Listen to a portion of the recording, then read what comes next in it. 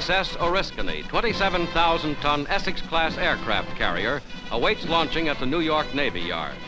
She is the first United States capital ship completed since war's end.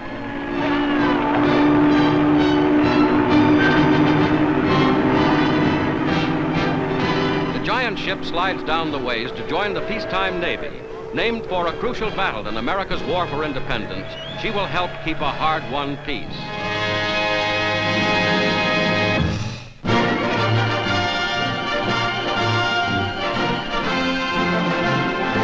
To San Francisco returns the battle-seasoned aircraft carrier Ticonderoga, 2,200 Pacific combat veterans aboard.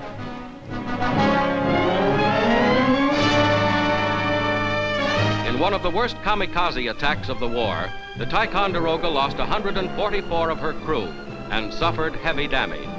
Home at last, she shows no scars.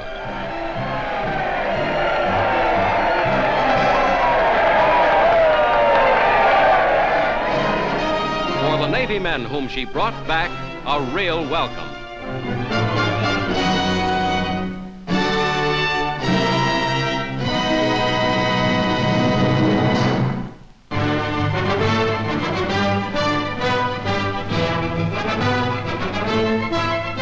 For the first time since he took office, President Truman receives the head of a fellow American government. Secretary Byrnes is present as Juan Antonio Rios, President of the Republic of Chile, is welcomed on the north portico of the White House.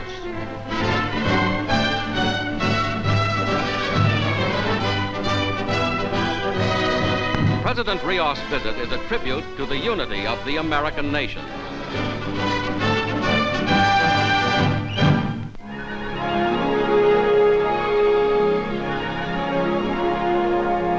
In British Columbia, Canada, the world's largest salmon fleet sets out on its annual job.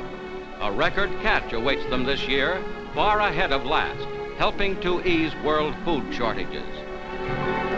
Nets 1/3 of a mile long are dropped around a big school of salmon, and the hauling in begins. The season lasts only a few weeks, but it's good fishing indeed.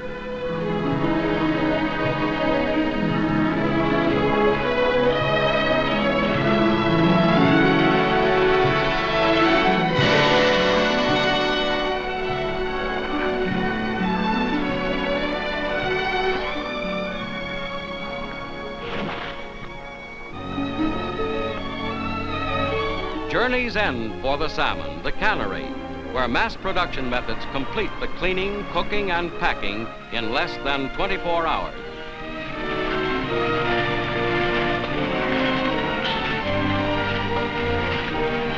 "80% of this catch will be sent abroad to help feed the hungry of the world."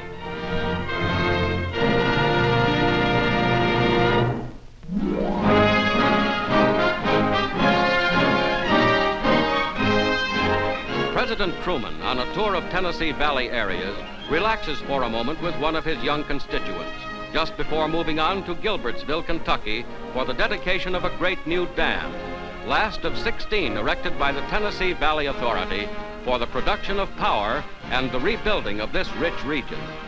Mr. Truman calls for more such projects to lead the way to peacetime prosperity.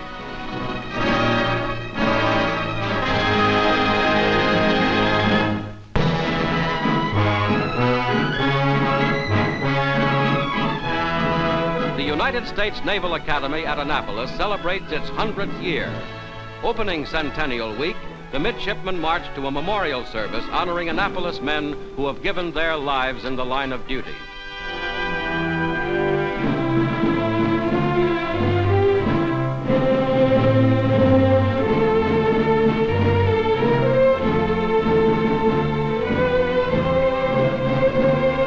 Outdoor ceremonies commemorate the founding of the Academy in 1845, and a unit of midshipmen wears the original 1845 uniform.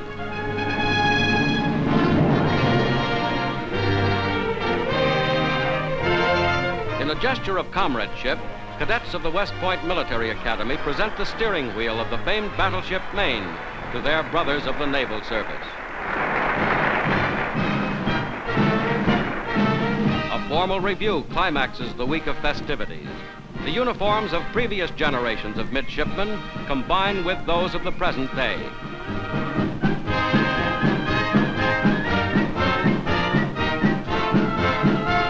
The Naval Academy, founded 100 years ago, has served its country well through both peace and war. Annapolis enters its second century as the officers' training ground of a Navy that is now the largest in world history.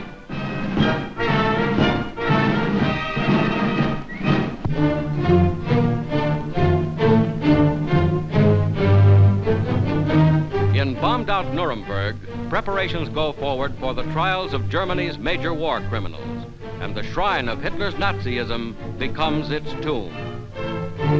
In Nuremberg's court building, where the trials will be held, German prisoners work at enlarging and rebuilding the courtroom. Under American supervision, they install broadcasting booths and press facilities to carry the proceedings throughout the world.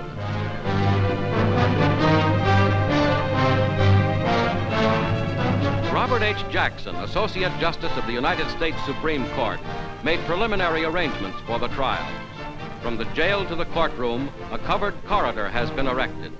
The war criminals will be screened from sight except in the courtroom, protected and saved for the disposition of United Nations justice. The big names of Hitler's Third Reich are kept under heavy guard.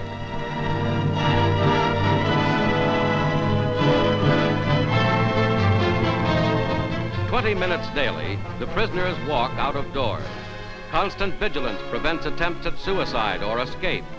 Heavy nets guard against death leaps. The prisoners are kept in common cells.